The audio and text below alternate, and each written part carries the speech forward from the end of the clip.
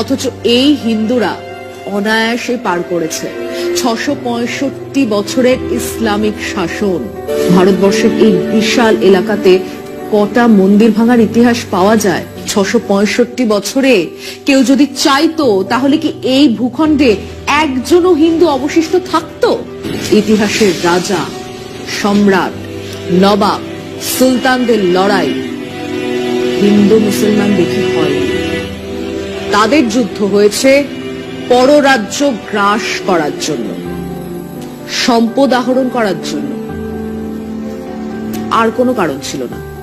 কিন্তু যে ঘটনাগুলোকে আজ এত দিন পরে তুলে ধরছে আরএসএস বিজেপি, তা দিয়ে তারা বোঝানোর চেষ্টা করছে কেবল মুসলমান রাজারা হিন্দুদের ওপর অত্যাচার করত। আচ্ছা, আসুন তাহলে আরেকটা তথ্যও দেওয়া যাক।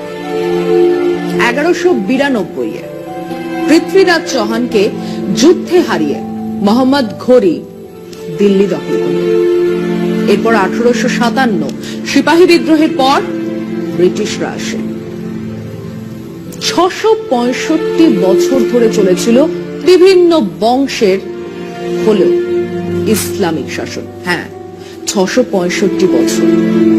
মানে সম্রাট বা নবাব বা সুলতানের ধর্ম ছিল মুসলমান, এবং এই যে বিজেপি রোজ বলে যায় মুসলমানরা আর 50 বছরে সংখ্যাগরিষ্ঠ হয়ে উঠবে, যদিও এখনো তারা ওই 15%ই দাঁড়িয়ে। গত 6 বছর বিজেপির শাসনে সব থেকে বেশি যে কথা তারা বোঝাবার চেষ্টা করেছে তা হলো হিন্দু খতরে মে হ্যায়। অথচ এই হিন্দুরা অনায়াসে পার করেছে 665 বছরের ইসলামিক শাসন। ভারতবর্ষের এই বিশাল এলাকাতে কটা মন্দির ভাঙার ইতিহাস পাওয়া যায়? 665 বছরে কেউ যদি চাইতো তাহলে কি এই ভূখণ্ডে একজনও হিন্দু অবশিষ্ট থাকতো? কোথাও কেউ কোনো ধার্মিক অত্যাচার করেনি, কোনো মন্দির ভাঙেনি। আলবাত অত্যাচার হয়েছে, ধর্মীয় কারণেও অত্যাচার হয়েছে, আলবাত মন্দির ভাঙা হয়েছে, কিন্তু তা ছিল না সারা দেশের, সারা সমাজের কথা। আর সব রাজা, সব সম্রাট, সব নবাব, সব সুলতানরাও একইভাবে ভাঙার কাজ করে গেছেন তাও নয়। ধরুন অরঙ্গজেবের কথা, যে কথা বিজেপি আরএসএস সব থেকে বেশি বলে। আসুন দেখা যাক সত্যিটা কি। অরঙ্গজেব নাকি কাশী বিশ্বনাথের মন্দির ভেঙেছিলেন, ঠিকই বলছে। অরঙ্গজেবের ধর্মীয় অসহিষ্ণুতা ছিল, কিন্তু উনি আবার কামাখ্যা মন্দিরের জন্য জমি দান করেন, উজ্জয়িনীর মহাকাল মন্দিরের জন্য জমি দান করেছিলেন, বৃন্দাবনের কৃষ্ণ মন্দিরের জন্য জমি দান করেছিলেন। তাহলে কি নারায়ণ, উনি মন্দির ভেঙেছেন, আবার মন্দিরের জন্য দানও করেছেন। উনি ধর্মভীরু মুসলমান ছিলেন, মসজিদের জন্য প্রচুর দান ধ্যান করতেন, স্বাভাবিক।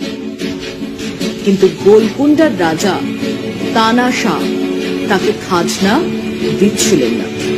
ওদিকে প্রচুর ধনরত্ন এক মসজিদের ভেতরে জমা করেছিলেন। অরঙ্গজেব সেই মসজিদ ভেঙে ওই ধনরত্ন লুট করেন। অন্তত একটা মসজিদ ভাঙার কথা তো ইতিহাসেই আছে। আসলে আমরা নবাব, সম্রাট, সুলতানদের নৈতিক ধার্মিক দৃষ্টিকোণ থেকে দেখার চেষ্টা করছি। নবাব, সম্রাট, সুলতানরা অর্থ, প্রতিপত্তি, ক্ষমতার জন্য শাসন করতেন, ধর্ম, ন্যায়, নিষ্ঠার জন্য নয়।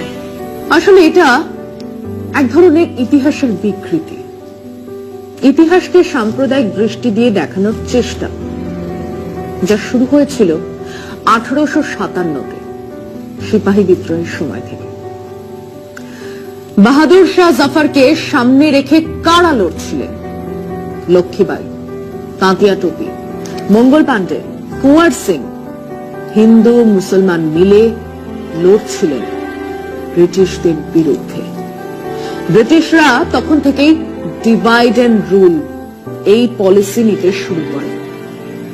তারাই প্রথমে ইতিহাসকে বিকৃত করার, সাম্প্রদায়িক দৃষ্টিকোণ থেকে অন্য ইতিহাস লেখা শুরু করে। সেই ইতিহাস আজ বিজেপি, আরএসএস আমাদের শেখাতে চাইছে। এটাই সত্যি।